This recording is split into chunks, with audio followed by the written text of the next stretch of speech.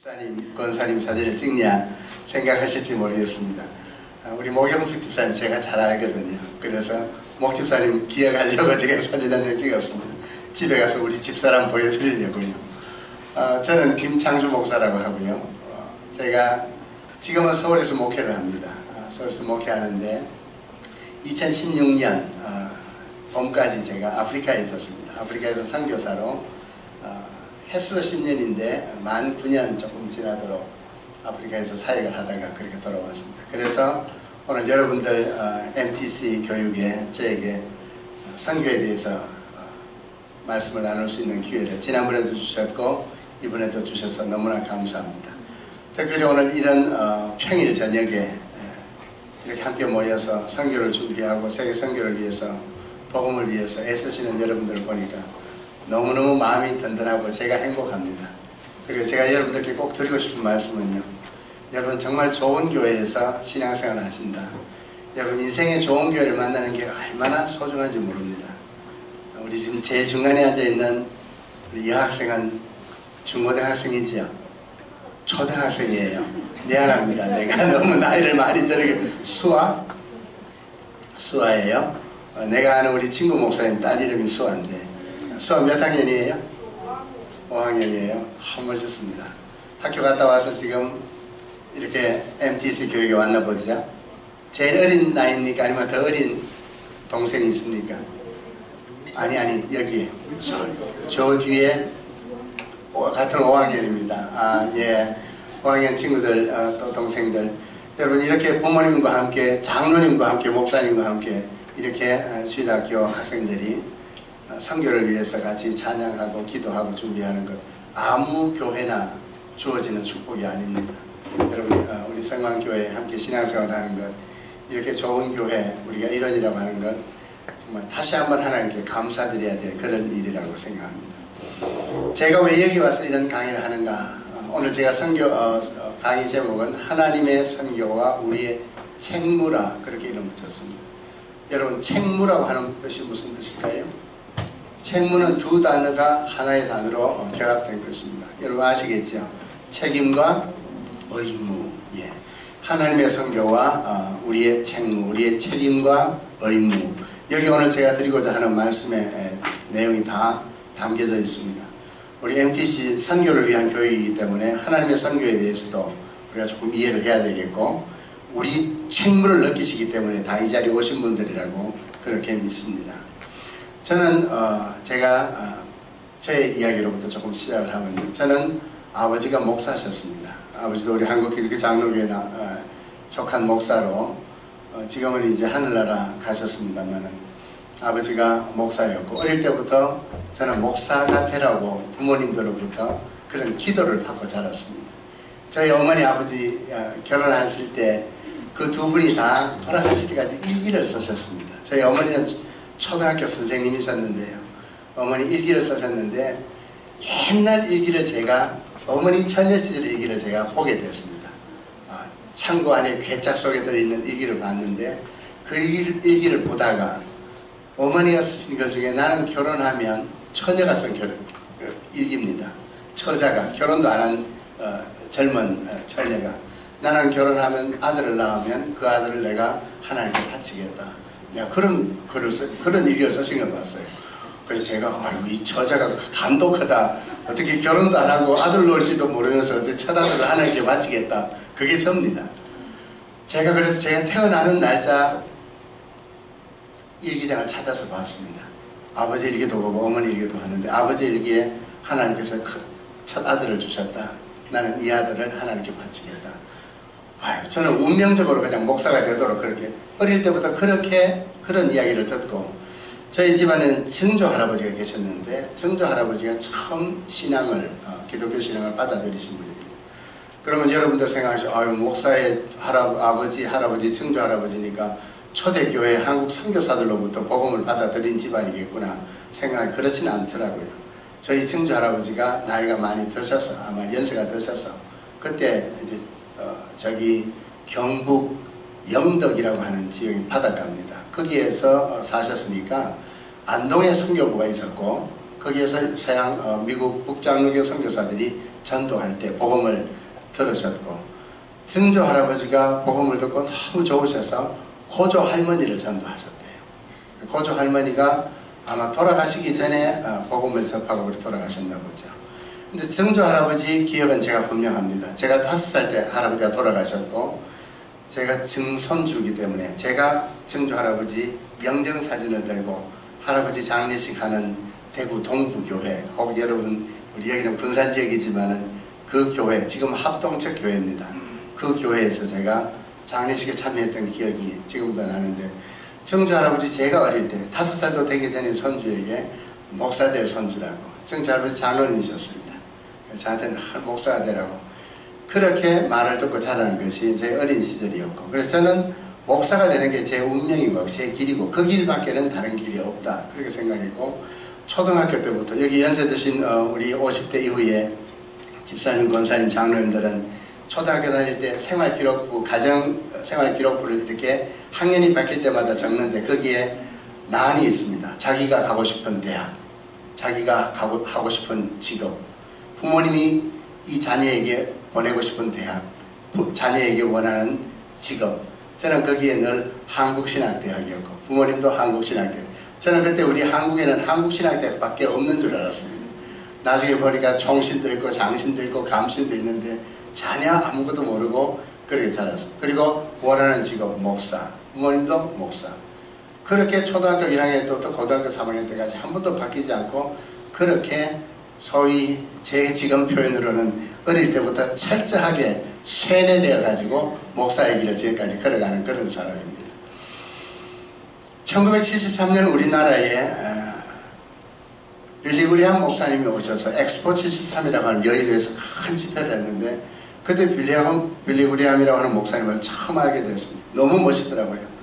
지금 돌아가셨지만 40대 빌리 그레이엄 목사님이 성경책을, 그분은 늘 바이블 세스 하면서 설교하시는데요, 성경책을 가슴에 들고 손을 이렇게 가지고 계시는 그 모습이 너무 멋있어서 제가 그 그림을, 사진을, 포스터를 제 책상 옆에 늘 붙여두고 나도 저런 복음 전도자가 돼야 되겠다 생각했는데, 저는 초등학교 6학년 바로 그 점입니다. 그때 제가 아프리카 선교사가 되겠다고 마음속에 다짐을 했습니다. 그리고 하나님께 그렇게 기도드렸습니다.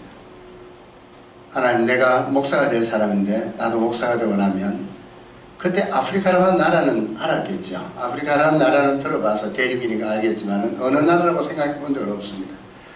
그런데 그냥 나는 아프리카 선교사가 되겠다고 하나님께 그렇게 약속을 했습니다. 뭐 서원 기도를 하고 제가 그 약속을 지키려고 간 건 아니고, 서원 기도를 한 것도 알지 못하고 내 마음속에, 하나님, 내가 목사가 되면 아프리카가 우리보다 더 못 산다고 그러는데, 여러분 1970년대 우리도 못 살았습니다. 제가 초등학교 6학년 때 해가 1973년입니다. 그러면 여러분 가운데 머리가 빠른 분들은 저 목사 나이가 지금 얼마쯤 되겠구나 계산하실 겁니다. 여러분 계산하시는 그대로입니다. 73년 초등학교 3학년이었는데 6학년이었는데 그때 우리도 잘 사는 나라는 아니었습니다. 아마 기억하시겠는 분 계시겠지만 73년에 우리나라의 첫 오일 쇼크라고 해가지고 수교 파동이 있으면서 그때 이 거리에 뭐 몇 안 되는 네온 사인 다 끄게 했습니다. 여러분 지금 네온 사인이라는 잘 모르시죠? 옛날 세대 분들은 번쩍번쩍 하는 게 네온 사인밖에 없었습니다. 그 네온 사인 다 끄게 하고 73년 세계적으로 오일 파동이 있을 텐데, 그때 우리도 잘 살지 못했지만 아프리카는 더 가난하다고 들었습니다.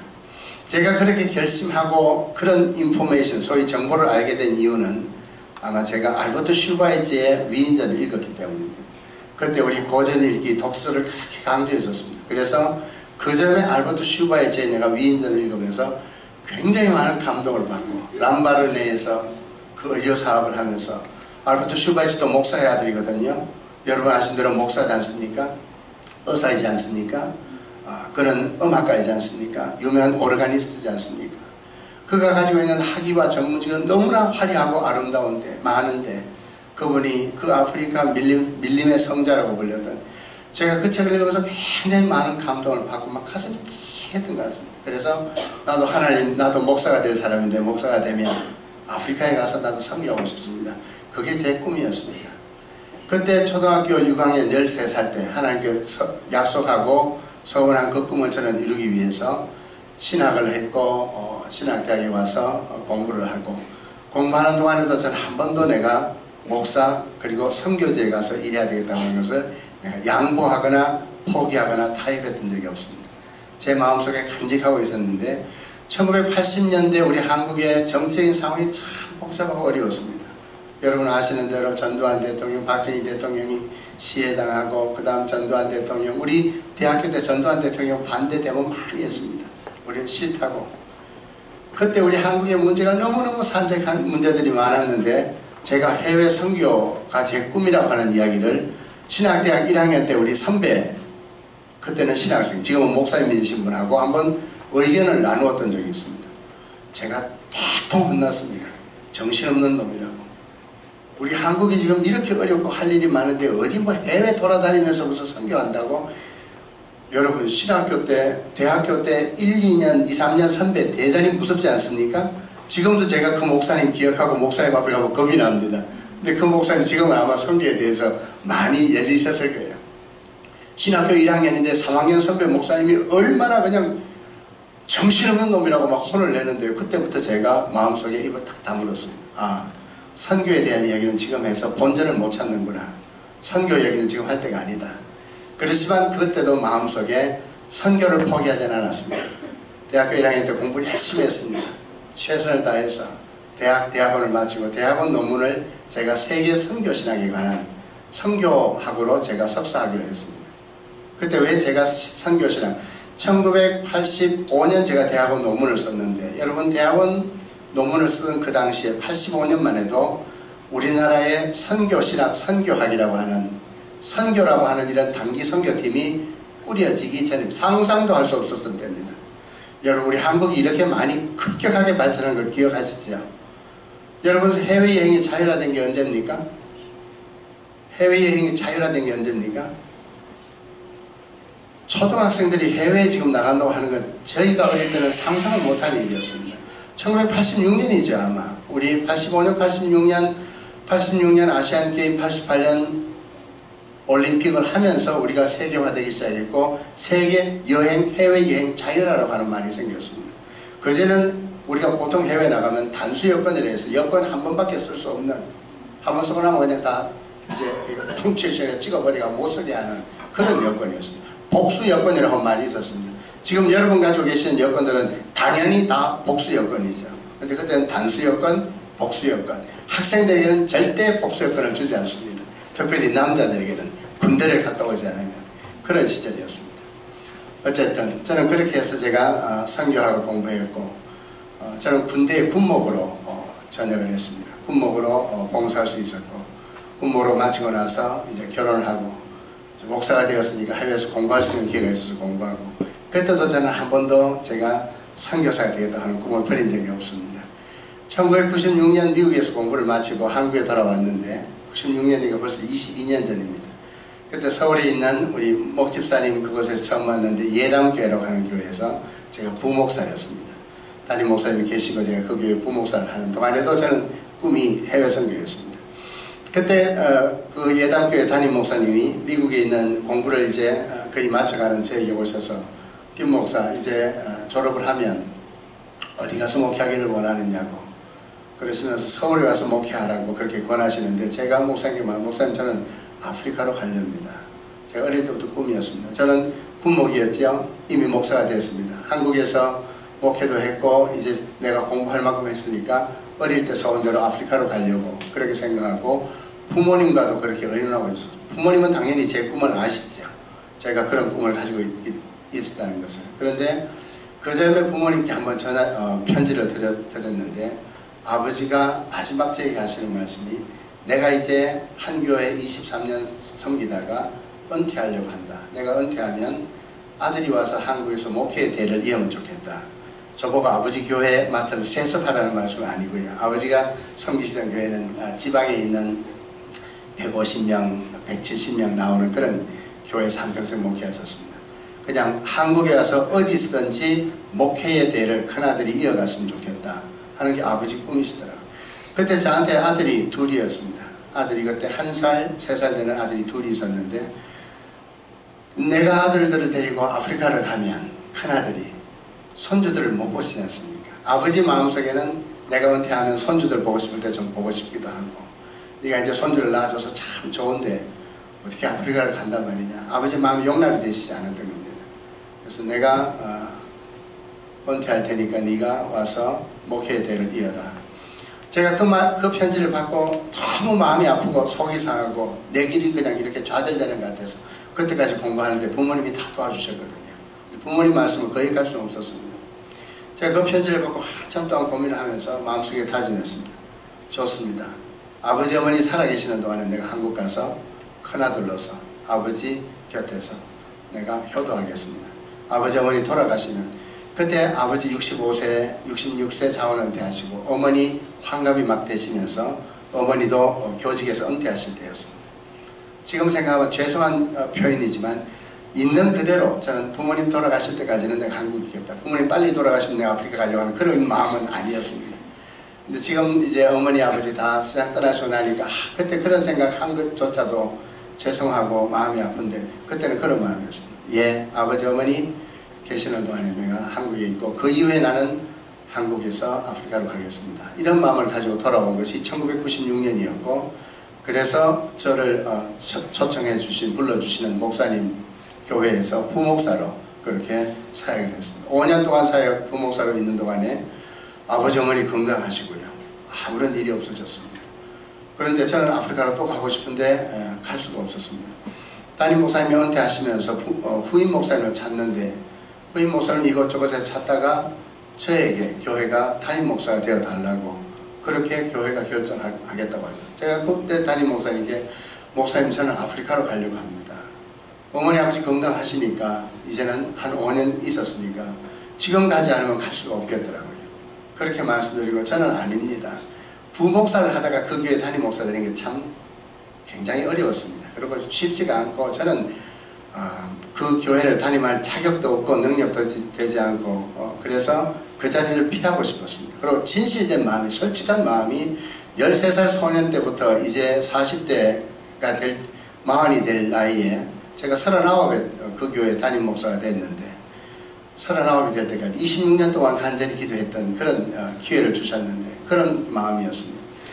교회가 다 결정하고 공동회의 하실 때까지 저는 하지 않으시면 좋겠다고 그렇게 고사를 하고 제가 목사가 불러주는 교회에 있으면 어디라도 가야지 어디서 섬겨야지 뭐 지가 선교지 가겠다고 해서 선교지 꼭 가야 되는 거 아니지 않습니까? 그런 마음도 있으면서 되지 않았으면 좋겠다 하는 그런 마음도 있었습니다. 솔직한 마음이었습니다. 그리고 자신이 없었습니다. 부목사로 있다가 담임 목사가 된다는 게 도저히 감당할 수가 없고 너무나 힘든 일이고 그때 제 나이가 39이었습니다. 38에 39이 될 때 그 나이였기 때문에 교회가 공동회를 하고 불러주시는데 거절할 수가 없었습니다. 부모님과 의논하니까 부모님은 당연히 한국에서 목회하라고 그렇게 말씀하시죠. 그래서 제가 그때 마음속에 다시 하나님께 기도, 하나님 내 마음은 내 기도는 이거였습니다. 근데 이렇게 목회의 길을 먼저 열어주시니 제가 감당합니다. 그때 제가 하나님 앞에 하나님 맡겨주셨으니까 최선을 다하겠습니다만 하나님 도와주셔야 됩니다. 내 힘으로는 감당 못합니다. 내가 그게 하나님께 간절한 기도였고요. 그리고 그 다음 하나님께 부탁드린 하나님 맡겨주셨으면 나는 한 텀은 저는 7년을 한 텀이라고 생각했습니다. 적어도 한 텀 내가 이 교회에서 담임 목사로 봉사하고 그 이후에 저는 아프리카로 가겠습니다. 하나님께 그렇게 내 스스로 약속하고 서원했습니다. 하나님 허락해 주셨는지 사인하셨는지는 모르겠습니다.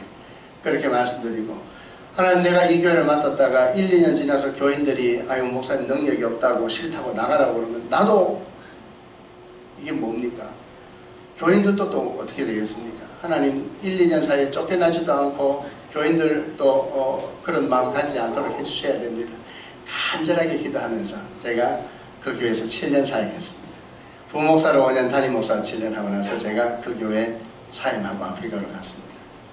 교회에서 잘 가시라고 저를 보낸 게 아니라 교회에서는 왜 가시냐고 목사님 같으면 우리가 파송하면 되는데 5명도 10명도 우리가 파송하면 되는데 왜 목사님이 가시냐고 제가 섬기던 교회 저는 청년 교육 담당 목사 부목사로부터 시작했기 때문에 우리 교회 청년들이 굉장히 많았습니다. 저는 청년들에게 꿈과 희망과 말씀대로 사는 삶을 제가 그렇게 강조했거든요. 서울이긴 하지만 우리 기장교회에 청년들이 많이 모이는 교회가 없었습니다. 그때 온누리 교회가 청년 찬양과 경배로 많은 청년들이 모여서 부목사 때 온누리 교회에 가서 찬양과 경배 많이 배웠습니다. 어떻게 하면 청년을 부흥시킬 수 있을까. 그러다가 제가 담임 목사가 되고 나니까 담임 목사로서 청년 교육부에 관심을 가지니까 청년 교육부가 성장하기 시작하는데 우리 교회는 한 150명 정도 청년들이 출석했었습니다. 청년들이 등록한 청년들은 한 350명 정도 되었습니다. 청년들은 그냥 그날 오면 등록하라 그러면 등록이 뭔지 모르고 등록하고 그 다음 주부터 안 나오더라고요.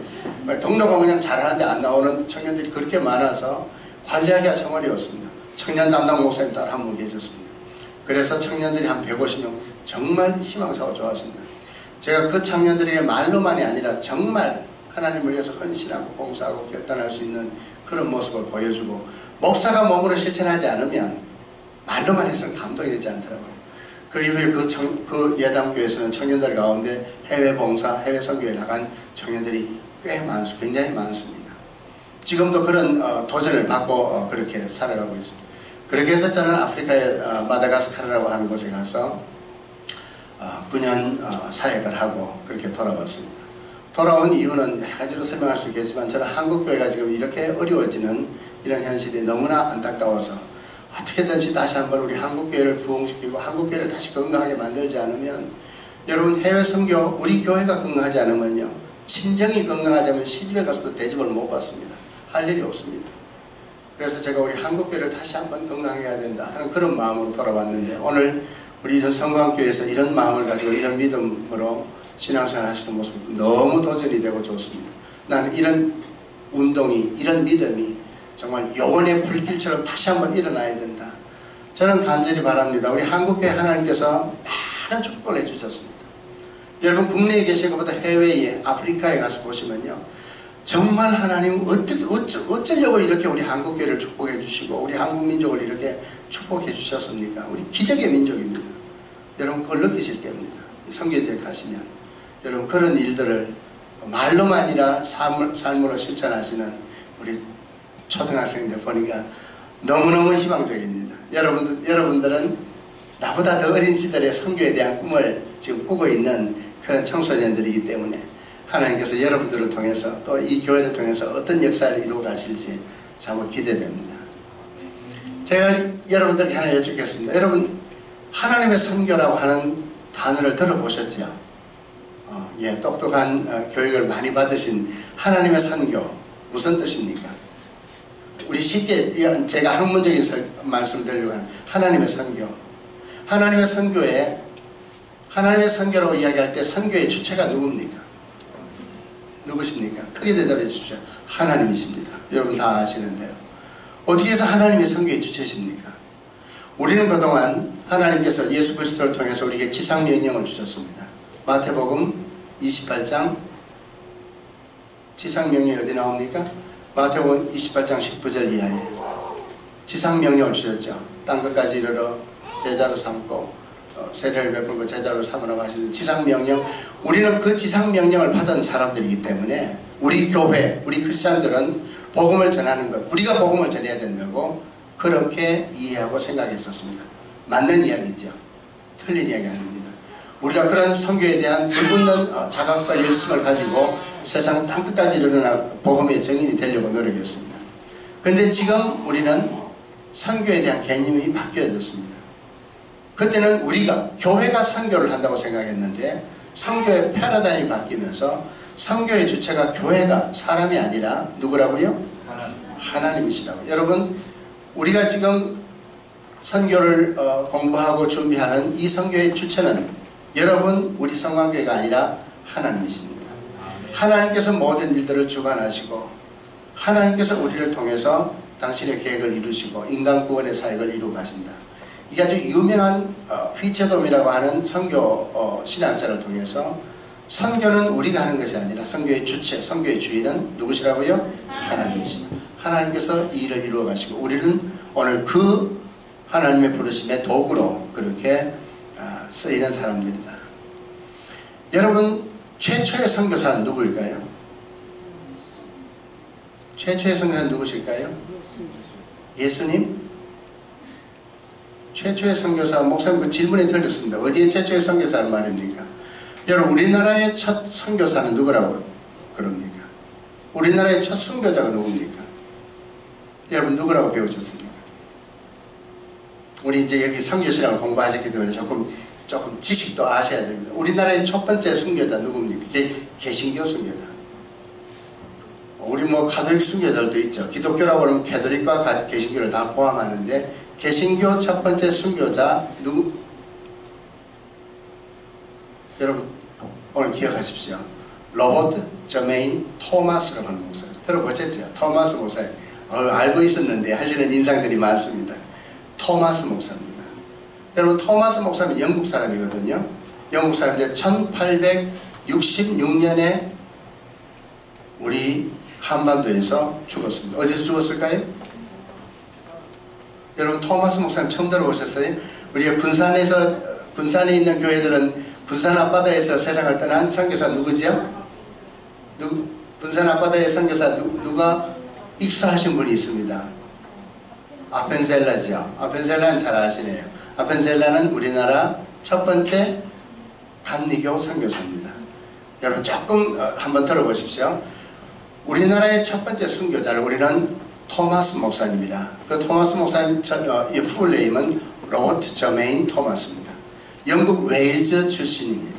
영국 웨일즈 출신의 선교사인데, 이분을 파송한 선교단체는 런던 미셔너리 소사이티라고, LMS라고. 우리는 여러분 MTC라고 하는데, 런던 미셔너리 소사이티 LMS에서 파송한 로버트 저메인 토마스라고 하는 목사님이 우리나라 처음 세상을 들어요. 아마 한국 역사를 배우신 분들은 미국의 상선이 무장을 하고 우리는 그때 서양과 교역을 하지 않겠다고 하던 그때에 미국의 상선이 무장을 하고 대동강으로 진입해 봤습니다. 여러분, 그 배 사건을 기억하시죠? 제너럴 샤마노라고 하는 배입니다. 그 배의 통역관으로 이 로버트 저메인 토마스 목사님이 와서 그 배를 다 불태웠습니다. 불태워가지고 그 배에 있는 사람 다 죽였습니다. 그때 토마스 목사님도 죽었습니다. 그래서 우리는 그분을 우리 한국 개신교의 첫 순교자라 그렇게 부릅니다. 1866년에 있습니다. 로버트 저메인 토마스 목사님은 LMS가 파송했는데 우리 한국에 파송한 선교사가 아닙니다. 그분을 처음 파송한 파송지가 중국입니다. 나이 26세, 여기 여러분 26 되신 분 계신지 모르겠습니다. 나이 26세 중국 선교사로, 그 로버트 저메인 토마스 목사님도 목사의 아들로서 런던 대학 나와서 뉴 칼리지라고 하는 곳에서 신학을 공부하고 선교사가 되려고 26세 선교사가 되고, 26세 갓 결혼한 26살 되는 아내와 함께 영국에서부터 배를 타고 대서양을 건너서 희망봉을 건너서 몇 날 며칠을 거쳐서 중국까지 와서 선교를 하는 중국에 도착했습니다. 얼마나 고생했을까요? 중국에 도착하자마자 26살 된 갓 결혼한 신혼부부의 아내가 중국에서 죽습니다. 여러분, 우리나라에 온 선교사들도 26 나이에 많이 오셨더라고요. 여러분, 26쯤 되는 젊은 총각이, 젊은 이제 신랑이 섹시하고 둘이서 서로 사랑하면서 중국 선교를 중국을 가슴에 품고 복음을 위해서 뜨거운 가수로 왔는데, 아내가 도착하자마자 얼마 되지 아마 풍토병으로 죽었겠죠. 그 먼 나라 이역만리에서 지금같이 비행기를 타고 날아갈 수도 없는 몇 날 몇 달을 거쳐서 왔는데 아내가 죽었습니다. 여러분, 새 신랑의 마음이 어땠을까요? 혼돈스럽고 도저히 마음을 잡을 수가 없습니다. 이분이 와서 첫 번째 선교 본부에다가 보낸 편지가, 나는 너무나 지금 괴롭습니다. 정신을 차릴 수가 없습니다. 내가 이 편지를 더 이상 쓸 수가 없습니다. 아내에 대한 그리움 때문에 나는 너무나 외롭습니다. 불안합니다. 나를 다른 곳으로 보내주십시오. 선교지에 오자마자 그 편지를 보냈는데, 선교본부에서 그 편지를 받을 때 얼마나 실망했겠습니까? 그때부터 이 두 선교본부와 선교사 사이에는 갈등이 시작되고, 이분은 도저히 그곳에 있으니까 자꾸 아내 생각이 나겠죠. 아내 환영이 떠오르겠죠. 젊은 25살짜리 새신랑이 아내가 죽고 나서 그 외로 견딜 수가 없어서 방황하기 시작합니다. 선교본부에서 문제 많은 선교사, 심각한 선교사, 이렇게 나를 다른 곳에, 이 로버트 저메인 토마스 목사님은 언어에 대한 감각이 있었습니다. 중국에서 한국 사람들을 만나면서 한국 언어를 배웠습니다. 자기 스스로 노력해서 한국말을 이제 할 수 있게 돼. 한국도 방문했던 적이 있습니다. 그러다가 제네럴 샤마노가 한국을 위해서 가는데 통역할 사람이 필요하다고 하니까 거기에 자원해서 돈을 벌려고. 그런데 선교본부에서는 그 일을 허락하지 않았습니다. 그때는 선교본부 이야기를 다 따라야 될 때였거든요. 그렇게 와서 제네럴 샤마노와 함께 죽었으니까 런던 선교부에서는 자기 혼자 활동하다가 선교부에 아무런 통제도 받지 않다가 아마 물에 빠져 익사한 걸로 그렇게 몇 달 후에 보고되어 있습니다. 그런데 우리는 그분을 첫 번째 선교사라고 그러거든요. 여러분 아시는 우리 군산 앞바다에서 세상을 떠난 선교사 아펜셀러는 감리교 선교사고, 그때 같이 온 장로교 선교사가 있습니다. 이름 아시죠? 언더우드 목사님입니다. 언더우드와 아펜셀러가 1885년 4월 5일 부활절입니다. 부활절날 아침에 한국에 제일 먼저 발을 내디딘 두 선교사입니다. 그래서 우리는 그분들이 한국에 온 첫 번째 선교사라고 그렇게 기억하는데, 혹 여러분 가운데 그분보다 한 해 먼저 온 의료 선교사가 있었습니다. 그분의 이름을 혹 기억하십니까? 우리나라의 광회원이라고 하는 병원을 처음 만드신, 여러분 그 선교사 이름은 알렌입니다. 호레스 알렌이라고 합니다. 1884년 한국에 처음, 여러분 우리 한국 기독교회사에서 1884년은 굉장히 중요한 해입니다. 1884년에 서양 선교사가 오기 이전에 황해도 솔레라고 하는 곳에 처음 교회가 세워졌습니다. 우리 한국교회는 선교사들이 처음 들어올 때 한국말로 번역된 쪽복음 성경책을 가지고 들어왔습니다. 그 성경책이 일본에서도 번역되었고 만주에서도 번역되었습니다. 선교사가 오기도 전에 일본과 만주에서 번역된 성경들이 한국에 퍼지기 시작했습니다. 그때는 물론 금서였겠죠. 그렇지만 그 서적들이 전해지고 그 성경을 읽고 이미 예수를 믿는 사람들이 생기기 시작해서 자생적인 교회가 황해도 솔레, 송천이라고 하는 곳에 교회가 세워진 해가 1884년이고 1884년은 알렌이라고 하는 의사가 와서, 근데 그 의사는 선교사의 자격으로 온 것은 아니었고 한국에 있는 공사관의 C1호, 공사관에 소속된 의사로 왔습니다. 고종 황제가 그 의사를 보고 묻습니다. 당신 여기 복음 전하러 온 선교사 아니요? 그러니까 이 알렌이 나는 선교사가 아니라 나는 우리 미국 공사관의 C1호, 거기에 의사로 왔습니다. 그렇게 이분이 나중에 선교사로 다시 선교적인 일에 전념합니다. 처음에 오게 된 자기의 직책은 미국 공사관의 C1호 왔던, 여러분 우리로 이야기하면 지금 첫 번째 선교사가 바로 우리는 알렌이라고. 그래서 우리 한국교회 100주년 행사를 1984년에 한국교회 100주년 행사를 했습니다. 언더우드 아펜셀러는 우리가 공식적으로 우리 한국의 첫 번째 선교사, 미국 장로교회, 미국 감리교회가 파송한 선교사라고 그렇게 우리가 생각하지만 그분은 사실은 1885년 4월 5일에 오셨습니다. 제가 여러분께 여쭙습니다. 여러분 제일 첫 번째 선교사는 누구일까요? 아까 전에 이미 대답하셨습니다. 틀린 질문이 아니라 제일 첫 번째 선교사는 예수 그리스도십니다. 여러분 예수님이 첫 번째 선교사입니다. 왜 웃으십니까? 여러분 아까 전에 부르신 찬송 가운데 하나님이 세상을 이처럼 사랑하사 찬송 부르셨죠. 어쩌면 왜 어떻게 그 곡을 선별하셨는지 모르겠습니다. 여러분 하나님 예수님의 본향이 어디입니까?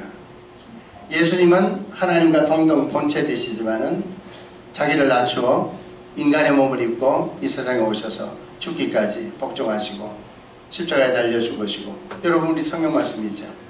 요한복음 3장 16절 우리가 어릴 때부터 외웠던 암송했던 말, 여러분 다 아시는 말씀이죠. 우리 옛날 성경을 한번 외워보실까요? 하나님이 세상을 이처럼 사랑하사 독생자를 주셨으니 누구든지 저를 믿는 자는 멸망치 않고 영생을 얻게 하려 하십니다. 여러분 하나님의 선교, 하나님이 선교의 주체신데 예수 그리스도가 첫 번째 선교사입니다. 예수 그리스도는 하늘 본향에서 이 땅에 무엇을 위해서? 우리에게 영생을 주시려고. 하나님이 세상을, 하나님이 예수 그리스도를 보내신 선교지가 어디입니까? 이 세상입니다. 그렇죠? 하나님이 세상을 얼마나 사랑하셔서 이처럼 사랑하셔서 무엇처럼? 자기의 독생자 외아들 예수 그리스도를 우리에게 보내시기까지 사랑하셔서. 여러분, 우리의 모델은 예수 그리스도십니다. 예수님이 첫 번째. 우리는 뭐 사도 바울이 위대한 선교사라고 그렇게 하지만 사도 바울 이전에 예수님이 우리의 선교의 모델이십니다.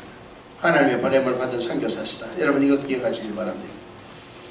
여러분, 지금 이렇게 선교를 준비하시는데 아까도 통성으로 기도하고 또 오늘 이 시간을 위해서 기도하시고 얼마나 모일 때마다 우리 사마리아 MTC 15기를 위해서 기도하시겠습니다. 여러분, 선교는 기도로 준비하셔야 됩니다. 아무리 강조해도 지나침이 없습니다. 여러분, 선교지에 가시기 전에 기도 많이 하시길 바랍니다. 개인적으로도 교회적으로도 시험에 들지 않도록. 여러분, 사탄 마귀가요, 우리가 선교하는 걸 방해합니다. 좋아할 리가 없습니다. 하나님 기쁘시게 하는 일이거든요. 하나님의 나라의 영역이 확장되는 거거든요. 그것을 그냥 버려두지 않습니다. 어떤 모습으로든지 마지막 순간까지 여러분들에게 이런저런 시련과 어려움을 주려고 허시땀땀 노리고 있습니다. 여러분, 꾸준하게 기도하시면서 기도로 준비하시기 바랍니다. 선교를 마치고 돌아올 때까지, 돌아온 이후에도 계속해서 그 기도하는 마음을 여러분 흩어지지 마시길 바랍니다. 여러분, 이렇게 선교에 지금 훈련을 받고 계시는데 여러분, 선교 뭐라고 생각하십니까? 선교 다르게 표현하면 뭐라고 설명하실 수 있겠습니까? 쉽게 생각하시고 대답 한번 해주십시오. 선교. 이 칠판에 있으면 적어봤으면 좋겠어요. 여러분 뜻을 한번. 여러분이 이해하는 선교 뭡니까? 선교. 예, 크게 말해 복음 전파. 그렇죠? 복음 전파. 복음을 전하는 것. 또 선교를 뭐라고 말씀하실 수 있을까요? 선교. 선교. 여러분, 선교 훈련 받으시면서 선교를 얼마나 많이 너무 어렵게 생각하시면 답을 말씀은. 선교 뭘까요? 왜 선교지에 가십니까? 예수님의 사랑을, 복음 전파, 예수님의 사랑을 전하려고. 맞습니다. 다 정답입니다. 또요. 제가 지난번 와서 여러분께 선교, 잃었던 것을 찾는 거라고 그랬습니다. 잃었던 우리 하나님의 자녀, 어린 양, 드라크마 찾는 게 선교입니다. 또 선교를 뭐라고 설명할 수 있을까요? 하나님을 알지 못하는 사람들에게 하나님의 사랑을 전하는 것 선교죠. 복음 전파죠. 전파해서 뭐 하시려고요? 그 사람들 우리같이 잘 살게 하려고요? 그 사람들도 다른 곳에 선교지로 보내려고요? 다 좋은 이야기입니다. 여러분, 하나님은 찬양받기를 원하십니다. 하나님을 모르는 사람들이 하나님을 예배하는 것, 예배하는 공동체가 그곳에서도 만들어지는 것, 그렇죠? 거기에 그런 하나님의 예배하는 하나님의 백성들이 늘어나는 것. 여러분, 선교를 우리가 쉽게 생각하면 여러 가지로 표현할 수 있습니다. 여러분, 그 선교를 위해서 여러분들이 가시는데, 여러분들이 지금 가시는 선교를 우리는 단기 선교라고 그렇게 이야기하죠. 단기 선교에 또 다른 단기 선교가 있으면 또 그 상대되는 선교는 무슨 선교가 있을까요? 장기 선교가 있겠죠. 단기 선교와 장기 선교를 어떻게 구분할 수 있겠습니까? 여러분, 단기 선교 가시는 거죠. 얼마 동안 가십니까? 이번에 필리핀 팀이 가시는데 여러분 가운데 참여하시는 분들 계시죠? 얼마 동안 가십니까? 일주일 가십니까? 몇 박 며칠? 일주일이면 6박 7일입니까? 5박 6일입니까? 필리핀이니까 5박 6일 가실 수 있죠. 예, 5박 6일 필리핀 단기 선교를 생각하십니다. 그럼 단기 선교와 장기 선교를 어떻게 나눌 수 있을까요? 얼마까지가 단기 선교고 얼마까지가 장기 선교일까요? 아니, 이건 여러분 쉽게 대답 그냥 하셔도 됩니다. 한번 해보십시오. 얼마쯤 이상 되면 장기 선교라고 이야기할 수 있을까요? 제가 9년 아프리카 가 있으면 저는 단기 선교사입니까? 장기 선교사입니까? 그 장기입니까? 저는 단기 같아요. 너무 짧게 있다고 온 것 같아요. 저는 사실 더 있고 싶고 저는 돌아오리라고 생각을 하지 않고 갔던 사람이에요. 여러분, 제가 선교 훈련을 받을 때 아프리카에서 2007년 7월 한 달 동안 아프리카에 올 선교사들을 훈련하는 그곳에서 그 나라 음식을 먹으면서 우갈리와 스쿠마 비키 케냐 사람들이 먹는 음식을 그대로 먹으면서 한 달을 사는데요. 그때 우리 아들들이 중학교 1학년, 고등학교 1학년 저 가는데 우리 집사람은 잘 견딥니다. 그 케냐 음식을 먹고. 근데 우리 남자 셋은요, 얼마나 한국 음식이 먹고 싶은지 정말 한국 음식 그리워서 한 달 동안 그 케냐 사람들하고 같이 먹는데 정말 괴롭더라고요. 언제 한번 빠져가지고 우리 세 사람만 컵라면 2개 갖고 3명이 먹고 국물까지 싹 다 마시고 너무너무 행복했던 적이 있습니다. 그렇게 먹고 나니까요, 나중에 설사를 하더라고요. 그리고 우리 한국에서 먹을 때는 느끼지 못했는데 그 컵라면, 신라면, 컵라면 두 개를 가지고 세 사람이 나눠 먹고 오늘 우리는 스쿠마 위키 지금 먹으러 안 간다 하고 둘이 빠져가지고요, 따뜻한 물 부어가지고 먹고 나서 국물 한 방울 안 담겨 다 마셨던 적이 있습니다. 그때 우리가 그걸 ABO라고 그랬는데 아프리카 베이스드 오리엔테이션, 아프리카 선교사가 되는 AIM, 아프리카 인랜드 미션이라고 하는 선교단체에 속해서 하는 훈련입니다. 한 달 동안 아프리카에 와서 아프리카 선교사가 되는 훈련인데, 그때 제가 배운 거는요, 단기 선교와 장기 선교를 2년으로 나누더라고요. 2년까지를 단기 선교라고 그러고 2년 이상 되면 장기 선교사라 그렇게 불러주더라고요. 그때 제가 깨달았습니다. 저는 선교사가 되면 한평생 다 자기 삶을 다 바쳐야 되는 걸로 그렇게 생각했었는데 서양 사람들도 생각이 많이 바뀌고 있더라고요.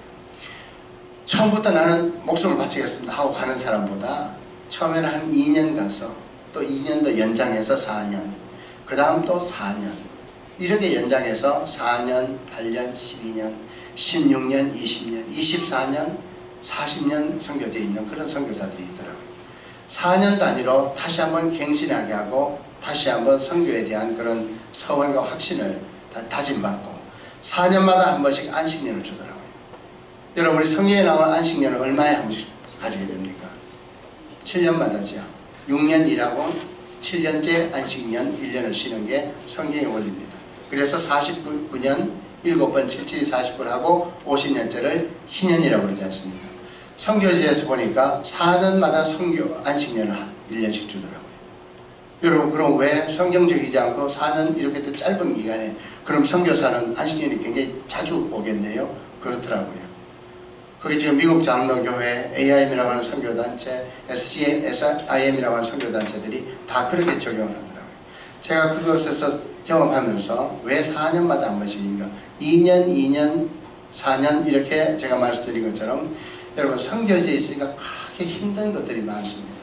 우리가 선교사 훈련을 받는 가운데 장기 선교사들 이렇게 표현하더라고요. 사람이 받는 스트레스 중에서 제일 스트레스 강도가 높은 게 여러분 뭐라고 생각하십니까? 제일 스트레스 강도가 많은 게 우리 학생들은 시험 칠 때라고 수능 시험이라고 스트레스가 높다고. 여러분, 우리가 일반적으로 제일 스트레스의 강도가 높은 게 배우자가 세상을 떠날 때에 그때 당하는 느끼는 상실감과 스트레스가 굉장히 크답니다. 배우자가 뭐 살아있을 때는 싸우기도 하고 그냥 죽었으면 좋겠다면 나가라 그러고 하지만은 배우자가 세상을 떠났을 때의 그 상실감, 외로움, 그때 받는 스트레스가 굉장히 크다고 그래요.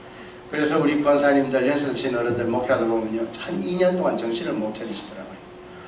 너무 힘들어 하시고요. 보통 적어도 2년 이상이 지나야지 조금 자기 생활에 적응하시는 그런 모습을.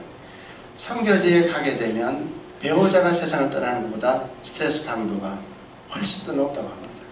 그런데 그게 하루 이틀이 아니라 선교지에 4년 동안 있는 동안 받는, 여러분, 어떤 선교사, 어떤 스트레스들이 있을까요? 여러분, 장기 선교사들의 어려움이 어떤 어려움들이 있을까요? 이런 한번 생각해 보셨죠?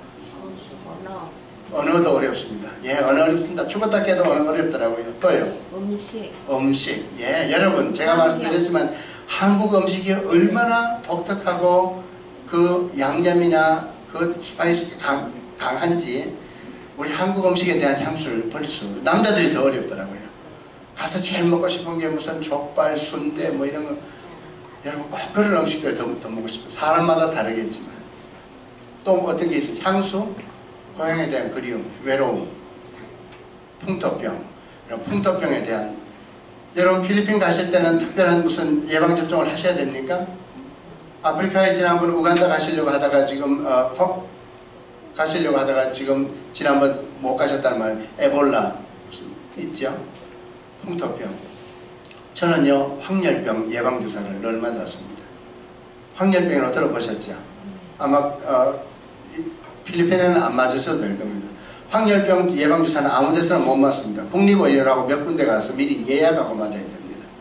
그런데 한 번 맞고 나면 10년 동안 유효합니다. 저희는 지금 2번 맞았습니다.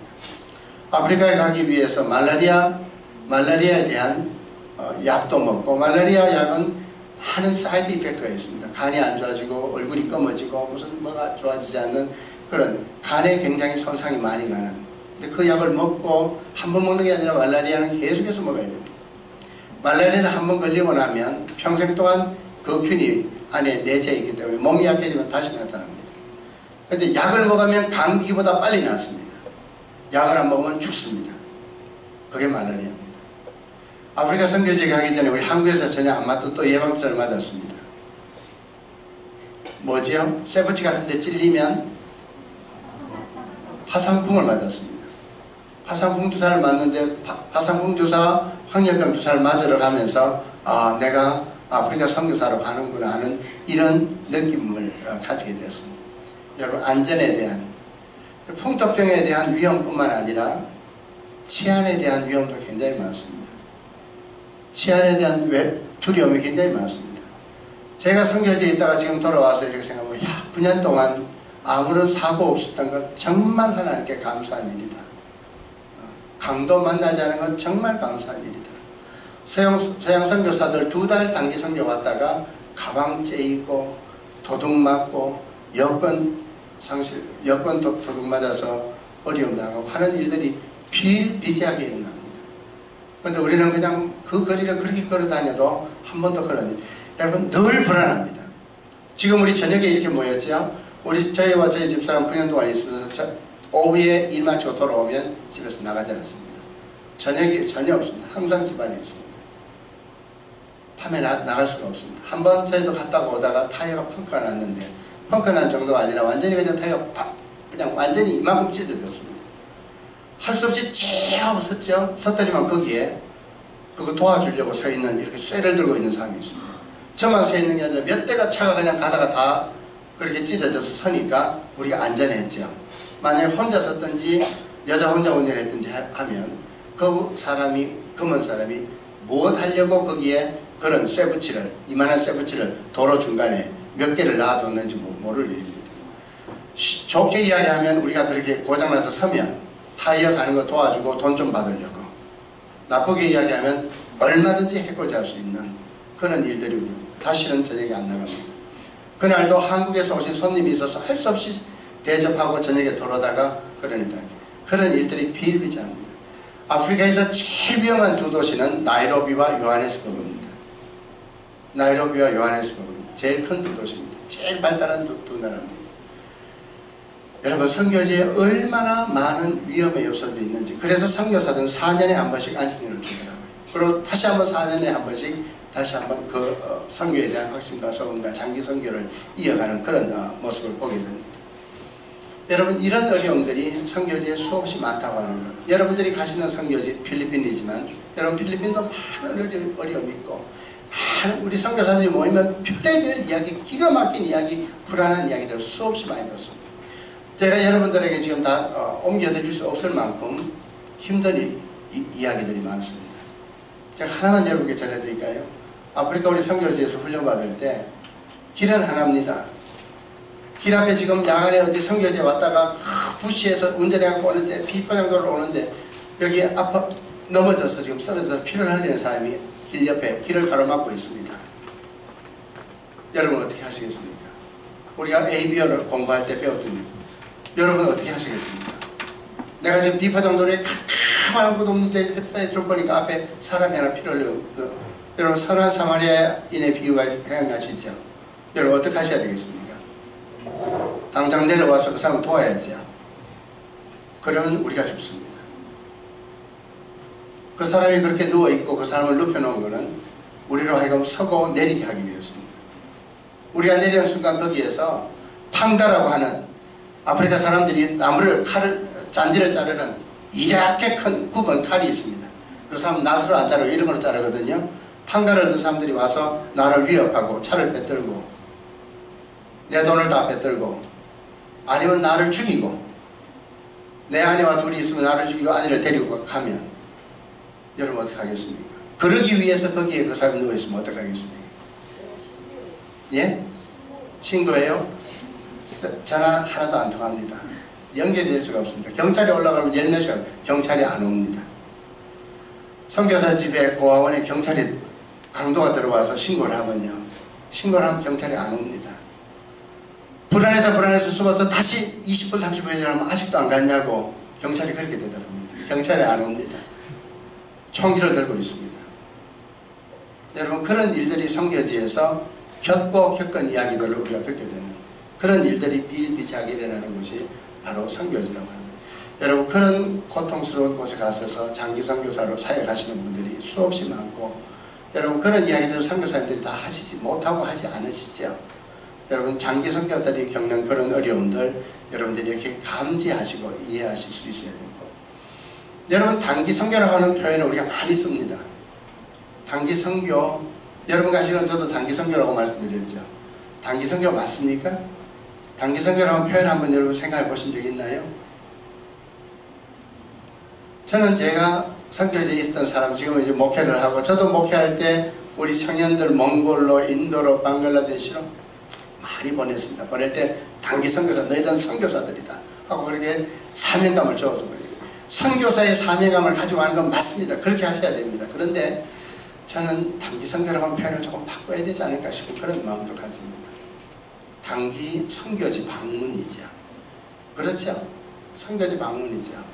선교지 경험이죠. 선교지를 위한 봉사죠.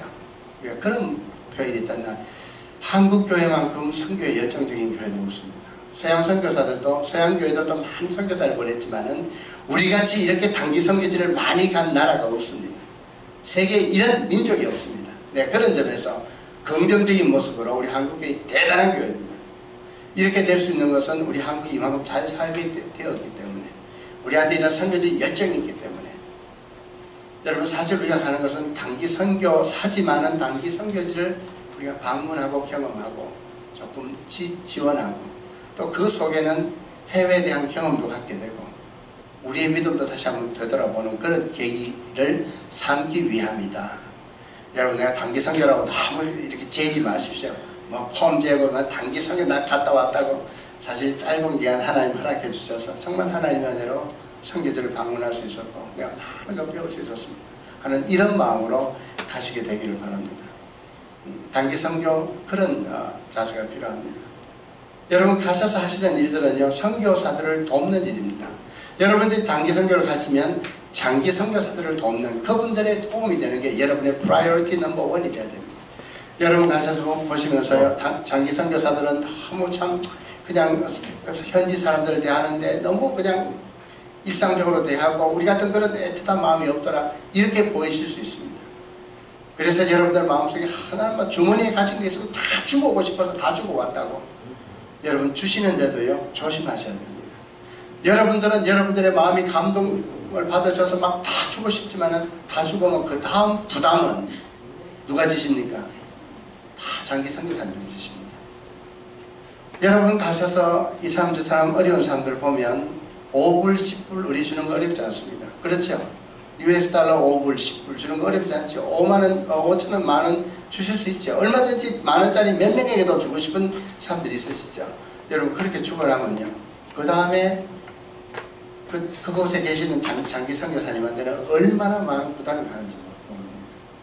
제가 아프리카에 있을 때 가기만 하면, 제가 원전에서 가면 와서 막 달라고 하는 사람들이 얼마나 모이는지 모릅니다. 초등학교 6학년이 아니라 요만한 여자아이가 새까맣게 양말 신발도 없이 와가지고 뒤에 애를 하나 업고 왔는데요, 치단 뼈고 왔는데 뒤에 매여 있는 애는 동생 같은데 애가 죽었는지 살았는지 알 수가 없어서 힘이 없어 처져가지고 이렇게 뒤에서 자고 있습니다. 와서 도와달라고 그러거든요. 다 주고 싶지요. 먹는 거 다 주고 싶지요. 그런데 주지 말라고 그럽니다. 그럼 왜 주지 말라고 그럴까요? 장기 선교사님들, 아이고 주지 마십시오, 주지 마십시오. 저희들도 주지 말라고, 저희들 주지 말라고. 여러분, 그런 저를 보면 여러분들이 벌써 선교사님 어떻게 저럴 수가 있나, 어떻게 와서 완전히 사람 마음이 캄팍해졌다고 저한테 그러실 수 있겠죠. 여러분, 어떻게 하셔야 될까요? 여러분들이 다 주고 가면요, 그 다음 그 아이들은요 계속해서 그렇게 살아갑니다. 옆에 있는 애들이요. 제가 아프리카에서 저희 경우를 말씀드릴게요. 내가 느낀 이야기가 아니라 말라가시 목사님이 나한테 이야기하기를, 파스텔라 킴, 쟤들 주면 저 뒤에 저 부모들이 쟤들 다 앵벌이 시키는 겁니다. 아니, 보면 애들은 길거리에서 지나가는 차 얼마나 위험한 데 가서 차가 정체해서 모아서 돈 달라고 하면 막 차에 매달렸는데 부모들 저 옆에 서서 걔들 가지고 다 걷어갑니다. 그렇게 사는 앵벌이의 구조가 그날은 그대로 있습니다. 어떤 선교사는 먹을 거 줍니다. 늘 빵 가져가 빵 이렇게 줍니다. 저희들은 저희 집사람과 같이, 저희 집사람은 산부인과 의사거든요. 병원에서 일했습니다. 우리는 병원에서 비타민을 샀습니다. 그 사람들 비타민을 굉장히 좋아합니다. 비타민을 줍니다. 아이들 비타민을 줘가지고 그렇게 와서 하러 가면 비타민 입에 넣어줍니다. 비타민도 그냥 주면 가져가서 또 엄마한테 상납합니다. 애들 입에 넣어주고 애들한테 비타민 하나씩 줬습니다. 제가 지나가면 비타민, 제가 비타민입니다. 목사가 아니라 걔들 눈에는. 그럼에도 불구하고 우리는 계속해서 비타민. 저와 같이 있는 교단의 목사, 신학교에 우리 채플린 목사님이 저한테 말씀하는, 목사님, 파스텔라 킴, 돈 주지 그거 주지 말라고. 돈 주면 또 저희 갖다 준다고 그러는데, 돈 주면 나쁜 거 사먹는데 술 사먹는 아버지한테 갖다 준다는데, 그래도 돈 주라고. 왜? 제가 하는 얘기예요. 네가 비타민 주면, 비타민 아무 문제 없는 거 그대로 까서 입에 넣어주면, 입에 넣고는 주문같이 막 거품을 내면서 넘어지는 신육을 낸대요. 그러면 아프리카 사람들이 순식간에 모여듭니다.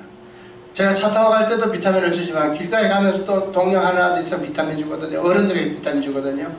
주면 갑자기 막 그냥 저는 혼자 지나가는데 비타민을 주라고 막 그냥 자기가 그 비타민에 무슨 독이 든 것처럼 막 쇼를 하면서, 그러면 아프리카 사람들이 수십 명이 몰려들어가지고 나를 에워싸고 나를 해코지 해버리면, 네가 목사라고 그래도 네가 뭐라고 그래도 그 말 듣기 전에 군중심리에 나한테 어떤 해코지를 너 당한다. 주지 말고, 주려면 돈 주라고 그래.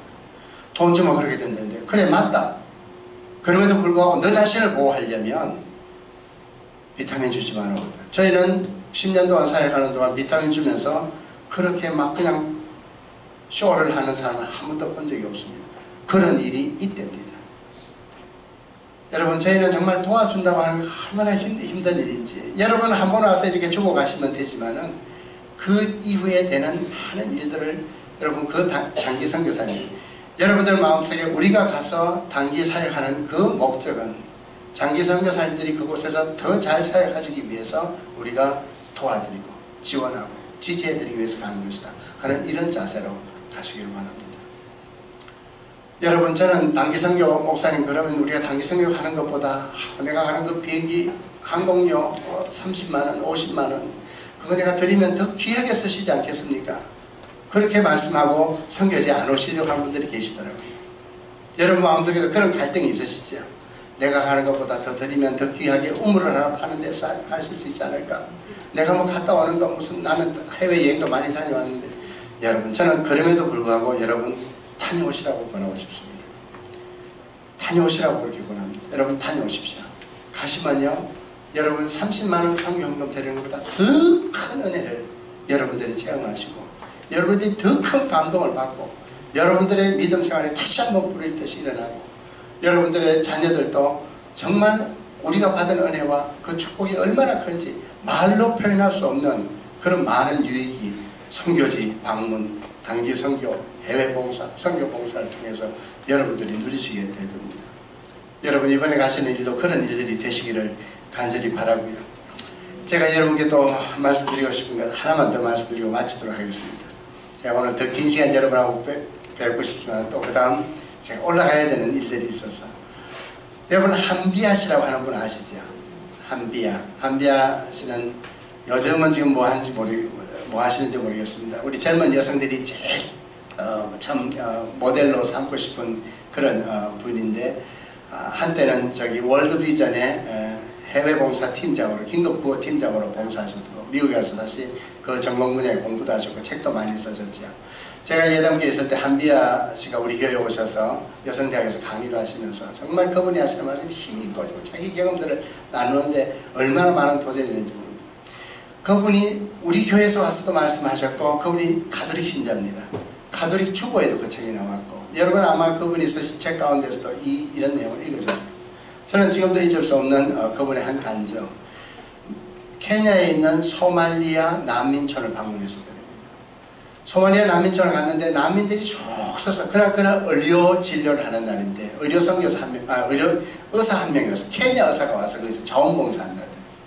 근데 그 케냐 의사가 얼굴이 시커먼 의사가 환자들을 보는데 너무너무 신나게 환자들을 보면서 아주 그 환자들하고도 그냥 대화도 잘하고 그래서 눈에 띄는 의사가 한 명 있는데 그래서 물어댑니다. 저 사람 누구냐고. 저 사람 뭐 하는 사람인데 저렇게 분위기가 저 사람 때문에 이렇게 좋아졌냐고. 이 난민촌에서.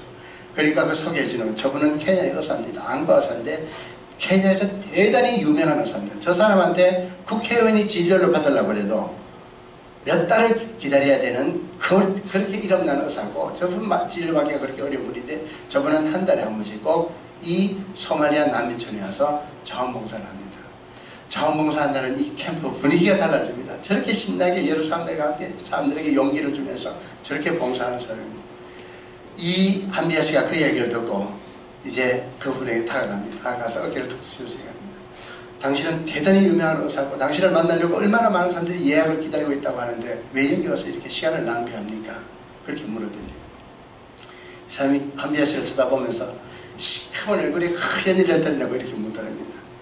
하나님이 내게 주신 재능을 나만을 위해서 쓰면 너무 아깝지 않아요? 여러분 멋있는 이야기죠.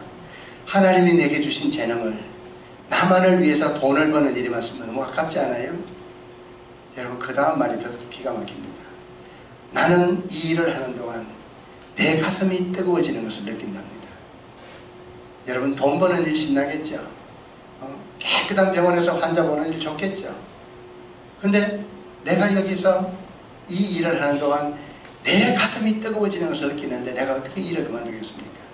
그래서 한 달에 한 번씩 그분은 거기 와서 봉사하고 어쩌면 그분은 거기서 얻는 힘으로 사명감으로 의사로 불러주신 그 하나님의 은혜에 감사하면서 또 나머지 한 달간을 자기의 일터에서 병원에서 살아가는 거 아닌가 그런 생각을 하게 됩니다.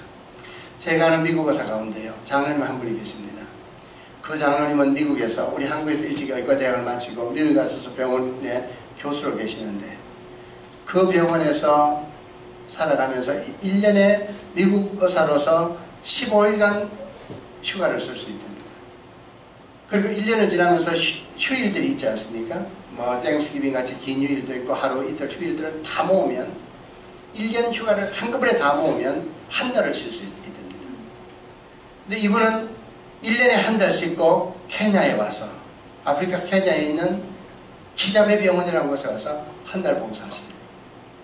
이 일을 얼마 동안 하셨는가 하면 여러분 놀라지 마십시오. 한 해, 두 해 할 수 있습니다. 21년 동안 한 해에 한 달씩 거기 와서 봉사하시는 장로님이 계십니다. 김영훈 장로님이라는 분인데요. 저는 그분을 만나면서 제가 선교지에 처음 간 지 얼마 안 됐을 때 그 장로님이 저와 우리 집사람이 아프리카 마다가스카르에서 선교한다는 이야기를 듣고 우리를 만나고 싶다고 꼭 만나자고 그래서 케냐에 한번 가게 해서 그분을 만났습니다. 그분이 목사님 참 귀하십니다. 훌륭하십니다. 저한테 그렇게 말했습니다. 저는 그분 앞에서 고개 숙여서 장로님 저는 지금 막 이제 선교지에 정말 제가 하고 싶은 일을 왔고 장로님 그때는 18년 동안 없었을 때입니다. 그 이후에도 3년을 여러분 18년 동안 1년에 한 달씩 한 해도 빠지지 않고 오셔서 하시는 말씀이에요. 목사님 내가 여기 18년 동안 케냐를 드나들었습니다. 그러면 18개월을 보내셨다는 이야기거든요. 1년 반을. 목사님 나는 마사이 마라 동물공원을 한 번도 가본 적이 없습니다. 저는 그 말씀에 고개가 숙여지더라고요. 짐 풀고 바로 환자들 보러 갑니다. 환자들이 기다립니다. 이제 내가 오는 걸 알고. 내일 출국하는데 오늘 저녁까지 환자 보고 여기 왔습니다. 그러면 그분 그곳에 가서 머무는 비용, 집, 병원에서 제공해 주시는 거 아닙니다. 자기 항공료 다 내고 거기에 렌트비 다 내고 봉사하고 그러면서 고개 숙여서 겸손하게 말씀하시는 그 장면을 보고 저는 너무 많은 감동, 지금도 잊을 수가 없습니다. 21년 그렇게 봉사하시다가 지금은 미국 생활 다 접고 이디오피아에 있는 서울의 명성교회가 만든 명성병원에서 지금 풀타임으로 마지막 여생을 보내시는 그런 훌륭한 장로님들 계십니다. 여러분, 그 소말리아 남인천에서 일하던 의사처럼 하나님이 내게 주신 재능을 하나님께서 우리 한국교회에 여러분 가정에 여러분 개인에게 주신 그 은혜와 축복을 나만 누리지 마시고 하나님 기뻐하시는 일, 여러분 그 일을 하는 동안 내 가슴이 뜨거워집니다 하는 이런 그런 감동을 가지시는 그런 은혜로운 시간들 되시기를 간절히 바랍니다. 함께 기도하십시다. 하나님 아버지 감사합니다. 오늘도 저희들 이렇게 하루의 일과를 마치고 모여서 하나님의 선교를 위해서 또 우리 교회가 계획하는 MTC 15기에 또 하나님께서 맡겨주신 귀한 기회를 저희가 선정하기 위해서 또 배움의 시간을 갖게 해주시니 감사합니다. 주님 사랑하는 마음 더욱 뜨거워지게 하시고 하나님 기뻐하시는 일들을 감당하는 저희들 되도록 도와주시옵소서. 하나님께서 우리에게 주신 이 놀라운 축복을 우리만 누리는 것이 아니라 더 많은 사람과 나누고 공유하며 섬기는 저희들 되도록 축복해 주시옵소서. 이 모든 말씀 우리 구주 예수 그리스도 이름 받들어 감사하며 기도드리옵나이다. 아멘.